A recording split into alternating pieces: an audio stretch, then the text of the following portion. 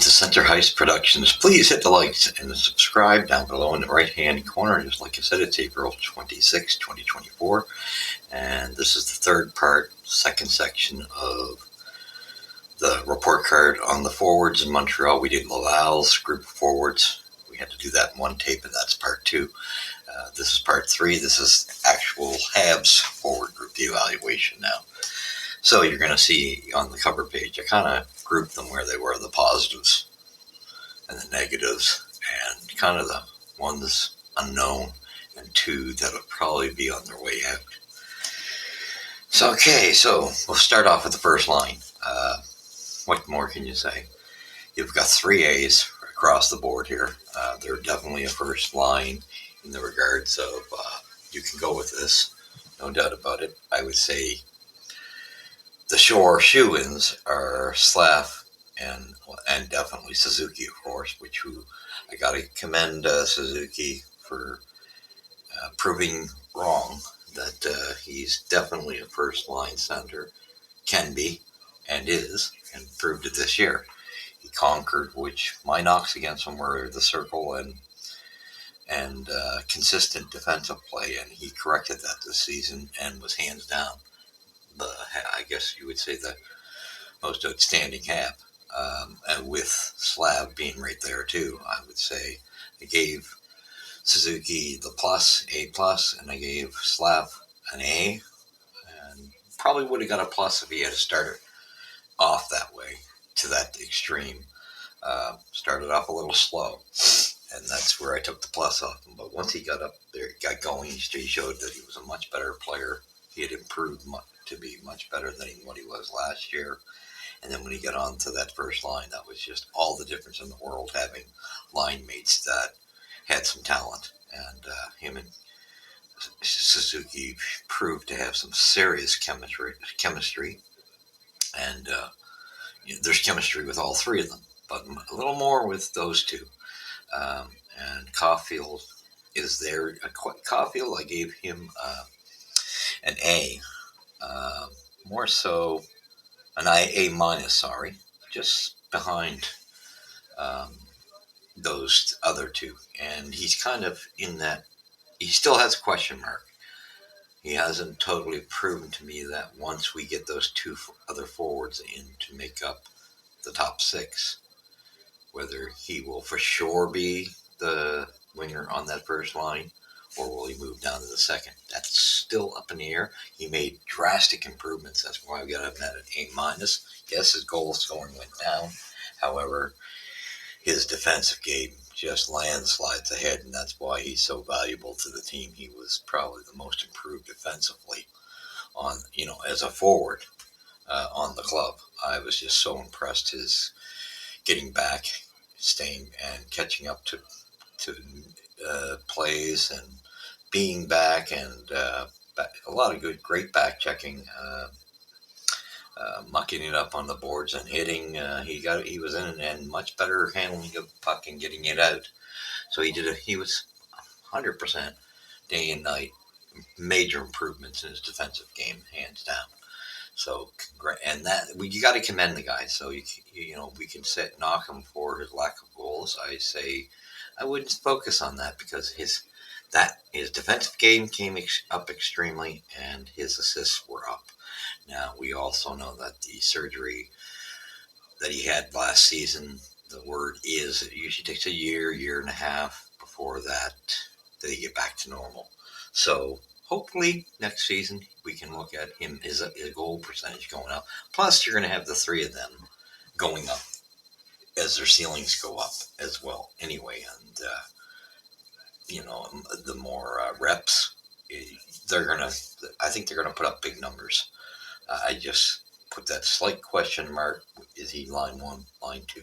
Not really totally sure, because now we get to the next player.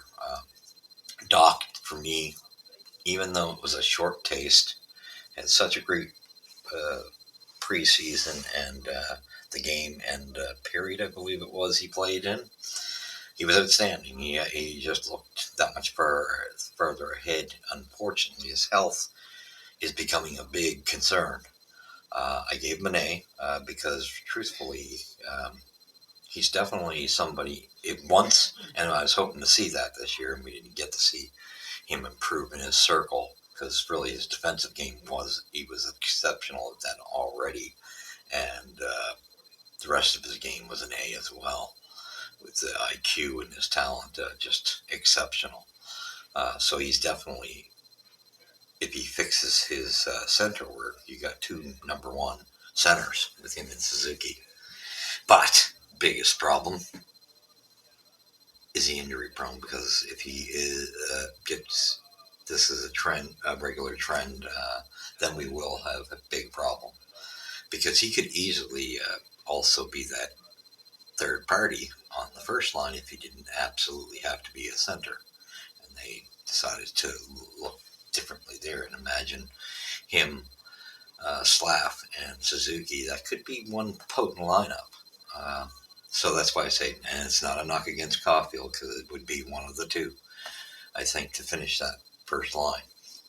However, and you still, like I say, if he could stay healthy, Doc, you get to see him and Suzuki push each other. So I give him an A for the small sample.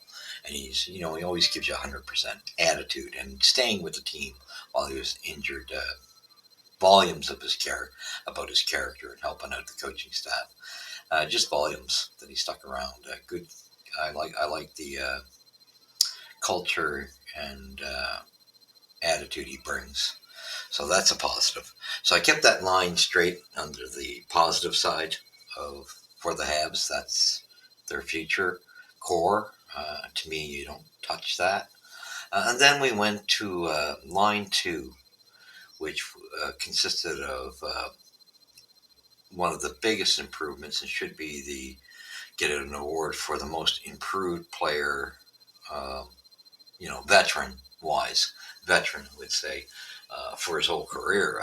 Just a different player when he came back, and he deserves accolades of credits for turning that around. And we better hold our horses back, because now that he's tapped into what he can do and has figured things out, it seems like whatever happened when he got sent down, and what a great attitude being sent down and dealing with it, keeping positive. Yoel Armia. And Yoel Armia gets a plus B for me. Um, and, like an entire season would have made a difference. It probably would have put him in the A team easily, in the A group, but he's still on the positive side of success. So he deserves accolades for the transformation of his game, proved to be a valuable component. What more can you say? Day and nights. I know he looked good in 2021 playoffs. He was outstanding, good playoff player, but he never showed great consistency in seasons. And with the transformation of how he come back, that's the best season play I think we've ever seen in the Yoel Armia when he came back from Laval. Just exceptional. Killing penalties, he had to be the top guy for that. The amount of frustration he had to have caused, and you could see causing the opposition when they were on their power plays. Taking three guys on at a time, they couldn't get the puck from him, just killing the clock. And his stick reach, intercepting plays, and creating plays. Exceptional. And, what more can you say? Outstanding. So plus B, and then I put him with Newendike. Not Newendike, sorry, Newhook. I wish that was Newendike. Newhook, Alex Newhook, who has been at the second center position, when he came back from his injury. And then we had that line together for a bit there of Newhook, Armia, and Waugh, and it really gelled well. There was great chemistry, great cohesiveness. So I could see them being line three next year. They were kind of playing a bit, in the second, the second line, more so because of the injuries and the lack of talent we have. So the one thing I'll say, I totally disagree with a lot of opinions on Newhook. I thought we paid too much for him. He is, and that's not a knock against him. We needed size and talent, and I think we should have went bigger. And I think we kind of went with him because Hughes knew him. He was placed. He's a third liner, and he's a third line winger. Colorado had him placed correctly on a good team, where that's what he is. And you can clearly see it. If once Montreal actually gets a proper top six, he's not a top six player. Now he can fill in. He's shown that he can fill in when if there are injuries in the top six for sure. But he is a third line. Let's put the cards, lay the cards where they actually are. He's and I understand some people. It's you could even like me and Junkie see it a little different, and that's we usually see everything the same, but we're going to see some of the things differently. But I totally disagree with Craig Button, and I usually agree with him. So it just shows you may get the odd topic that you disagree on certain things, but overall, they're still a good hockey player. I think for some of the guys from Newfoundland, it's because he is from Newfoundland, hometown boy. I get it. We have Barron from here, but I'm a little different. I don't give them the edge for that. So I stick to what they are. And so anyway, that being said, he is. I think he's over. We gave up too much, in my opinion. I just think a first round and a second round pick was too much, and so I disagree with Tony Marinaro like as another guy. Like not everybody's going to see it the same. Um, can agree on a lot of different things, but there's just certain things I think we swelled the heads up a little bit, and I think Hughes picked him because he knew him. He had a strong as an agent. He knew him well, and probably in the American system, I think he knew him somehow. There was a connection, and I think that made it. Now that again, he did bring in a good depth player, but the price was a little steep in my opinion. So just that's where I think we lost a bit. I think both trades we've made to Colorado are areas where we lost in those two particular trades. I think we won a lot of other trades, but in Colorado seemed to have our number in trades. So anyway, but he's a good third line winger in my opinion, and he got a B. For and that's again maybe it would have been higher had he had a healthy season, but he doesn't have the IQ to be a top six, and that's he's lacking that. I didn't like him in the bumper spot on the power play. I would have had someone like Armia in that spot, and I think that's what we need to get. And Doc could be that guy in the first power play, if he could stay healthy and be back. Who knows, right? So we go from there. So, but anyway, so that's your second line, and his evaluation is a B. Um, and we evaluated Armia, and then on the right wing, I put Waugh there because I think this is a perfect third line next going forward in our future. And Waugh, to me, great. He passed the test, grabbed his opportunity, and to me, earned a role on the Montreal Canadiens. Definitely a third liner, and I think he's a perfect right winger for that line. They had a chemistry, and they looked good together. And for me, I give Waugh a B as well. I think he did quite well, just exceptional, maybe a B minus. But he's in the B's, and he did quite well grabbing his opportunity. And I think that line looks quite good. And there's a lot of positives on that. So I give Armia the plus B. I give Newhook a B, and I give Waugh a minus B only because he's got to get more reps in. But what a great jump and what a positive he's going to be, and especially when he gets the time. And he does leave open the door. Could he be a second line player? The verdict's out on that yet. We'll see, but he's definitely a third liner. So that gives you your third line. Doc, like I said, he needs two wingers. The way this is situated right now, in my opinion, and I know him and Slav, him and Newhook separately on not all three of them on the same line, but different moments. Each of those guys with him had some chemistry with him. But I still think if we want to do this right, keep the guys in the proper chair and keep line three, Newhook, Armia, and Waugh together, and then make Doc go and get those two, because you can't. There's nobody ready to jump up into that position, and we need some veteran presence other than just Joel Armia and Evans and Galley are good examples of some veterans, but it'd be nice to have a couple guys that are still young but have enough experience and are good enough talents that they're star players, top six players. And I think big it would get us through where we can be, move up to that. I don't think we're a playoff team next year. Move up at least to being around 22nd place. I think we'll move up from 28th to 22nd next season. We won't be running for the playoffs yet, though. Following year, different story. So if we go up and get Doc two wingers and create an actual second line, that's what we need to do there.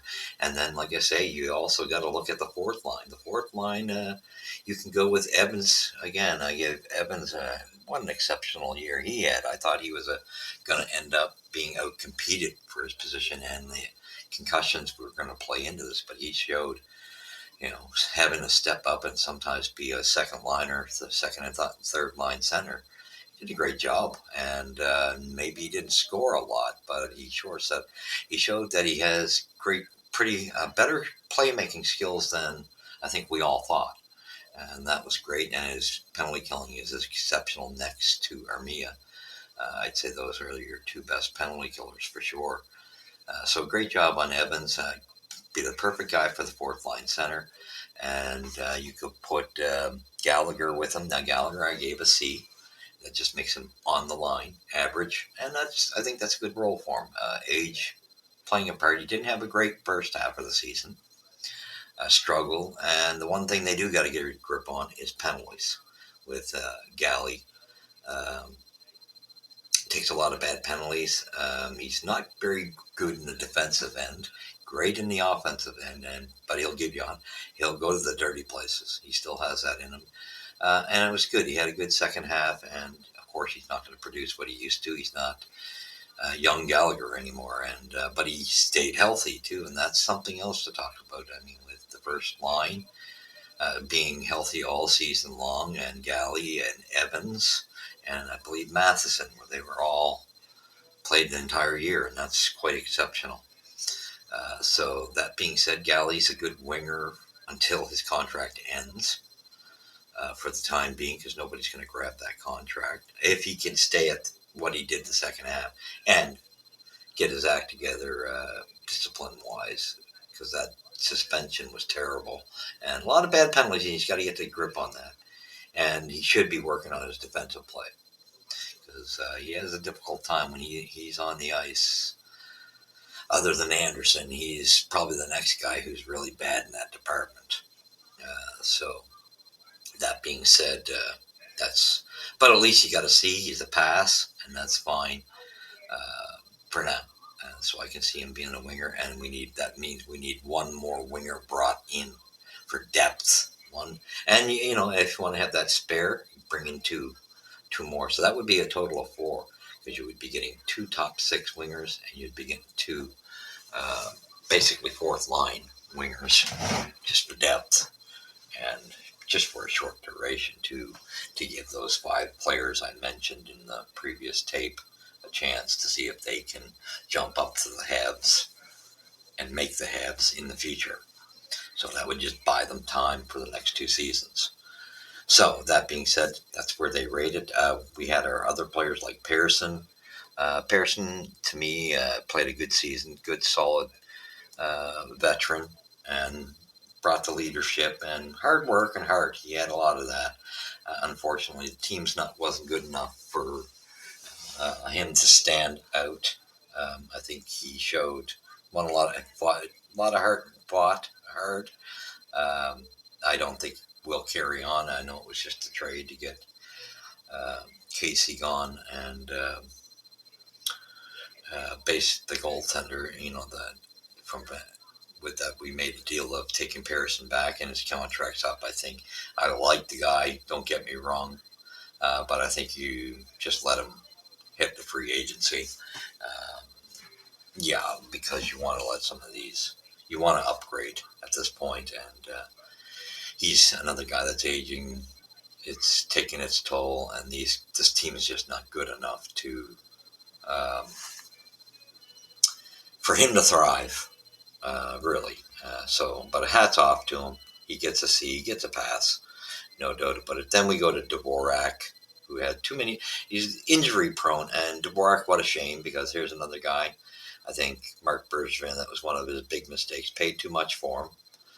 Good player though, underrated, and doesn't get the credit he deserves. But he is very injury prone. He's not flashy, and that's what I think why Habs fans don't give him the appreciation he deserves. But he'll do fine on another team, and it's a matter of if he can stay healthy. I think he'll be one of those guys at the trade deadline because of the transition game that Marty wants with the speed. I think that's where he's lacking in foot speed. But boy, when he came back, he looked good. So we'll see from there. But I gave him a C, being generous again with a couple of them that had injuries. I gave them a little higher score than I would have because they had better attitudes and worked hard. And then who else is left? Harvey Pinard, we're going to go to. And this is where things start going bad. Okay. Harvey Pinard, major disappointment. But I knew this was the true here, Harvey Pinard. I knew, great that he did what he did last year. Of course, you go play on line one with Suzuki and Caulfield, and line two. It should up your numbers, but to maintain that's a different story. He's not another Brendan Gallagher. He has a style of him, doesn't have enough body weight, gets knocked around, and he's fragile. He has heart, give him that, but he's just not on NHL material, and it clearly showed. He just kept getting worse as the time was going, and for me, you put him on weight. Well, you send him to Laval if that's possible, keeping him in the system.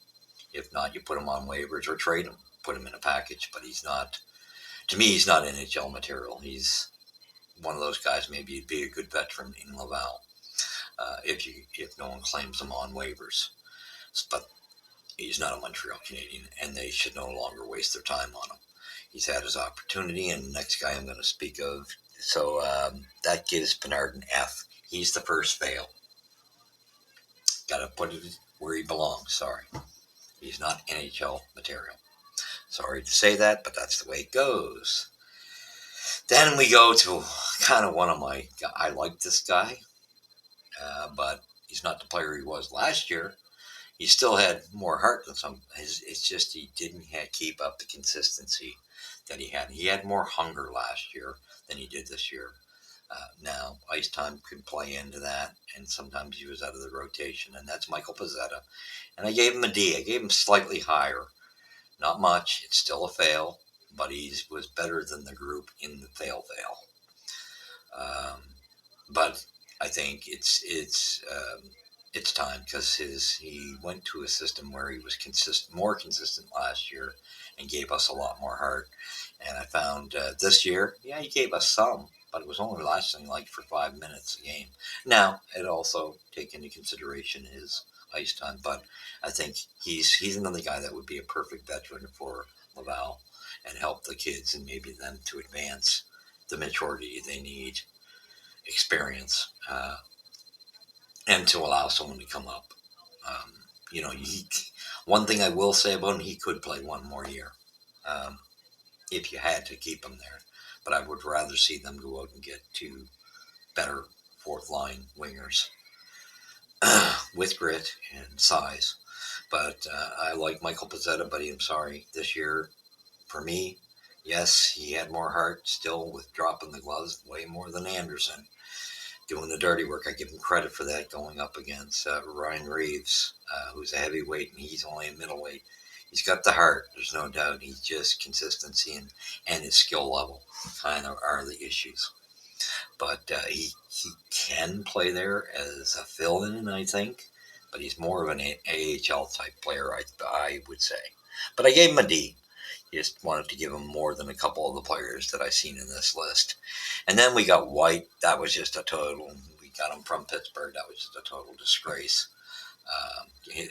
They gave him the last opportunity. I get it. But that was a major fail. He just did not fit in and doesn't. doesn't have the skill level for it. So, but he could be a good veteran to go down into Laval. And these are guys that you can put on the, if you have to put them on the waivers, take the chance, oh well, or they end up in Laval and can be those veterans.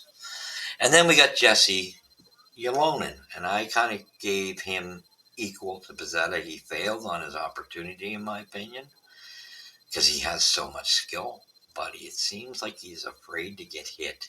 And it's such a shame because he has the potential. But I gave him a D because he was good, for a moment there in shootouts. And he does have skill. But I think this is another guy. He gets a D, and he should be sent down to Laval as well.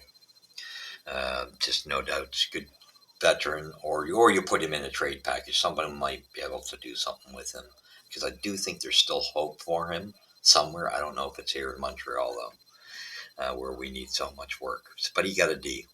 He was with Pizzetta, and then we got the final party in this mess, and was a total disaster, and was the worst person. And he should be like a triple F, and that's Josh Anderson. Sorry, disgraceful it was. He seems like the nicest guy. He seems, from what you hear about him, a great teammate, good in the locker room.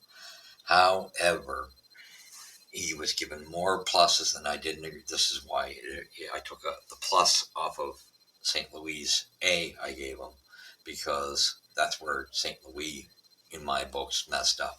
He gave this guy way too much rope, and he may put accountability on the kids. He didn't put it on his veterans because Josh and Galley even had it in the early part of the stages where he should have been sat a few times. And Ilonen and, Pizzetta, although those two did get sat because they were younger. But the veterans didn't seem to pay the price. But at least Galley got his game going. Anderson, no. He, big, everybody expects him to be, because he's big, a big, powerful guy, supposed to be a power forward. He doesn't utilize it. It's great to have the speed. He's definitely got speed if you utilize that as well. He comes crashing in, but if you look at 9 hits out of his 10, he doesn't know how to throw the hit. He's hitting the boards 9 times out of 10. Now, I don't know if it's regular. Sometimes it looks like he's bailing out on his hit. So very seldom does he actually hit the player. And that's kind of a waste of time. You're subjecting yourself to injury. And then it's his on the boards. Come on. If he's on, he's like Galley's bad in that area, but not as bad as Anderson. But he is bad in a defensive zone. But Anderson's even worse. For a big man, he loses foot battles. Terrible back checker. Doesn't do any hitting on the boards to win the battles when you're digging it out on the boards. Doesn't know how to use his size. His stick is never down. You're not going to win many battles if you don't keep your stick out when you're trying to dig out a puck. So stick down, move your feet, use your body. He doesn't have the concept. So I think Torts might have been totally right on him. I think he's uncoachable. He's not willing to change. He wasn't willing to get the psychological assistance, and heart is a big issue. Seems to be a nice guy, but effort is just not there. And I think maybe a change is due, but no one will ever take him. And this is another guy I say you could send to Laval. Someone takes him off the waivers, good. They take the problem off your hands. Unless you're going to throw him in a package or take something bad back. I don't know. But a change would be good on the veteran squad for him because he'll light up for a minute. But after about 3 to 6 months, he'll become Josh Anderson again. And just go look at what Torts had to say about him. And yeah, there's not much. Unfortunately, I can't say much good. He's a square trying to fit into a circle. He doesn't fit in Montreal. And he's just, sorry to say, taking up space. So he was the worst Montreal Canadian and would win that award this year for the Habs. And that being said, that's the end of your evaluation of the forwards. We need a lot of work. That's where we need all our work to upgrade the level, to bring it up to par to the NHL. We have one good line. Now we got to actually make 2 good lines to take the pressure off the first line and then work on our depth. So thank you for joining me. And well, where's Puck Drop First here at Center Heights Productions. We will catch you in the fourth episode on the defense. God bless.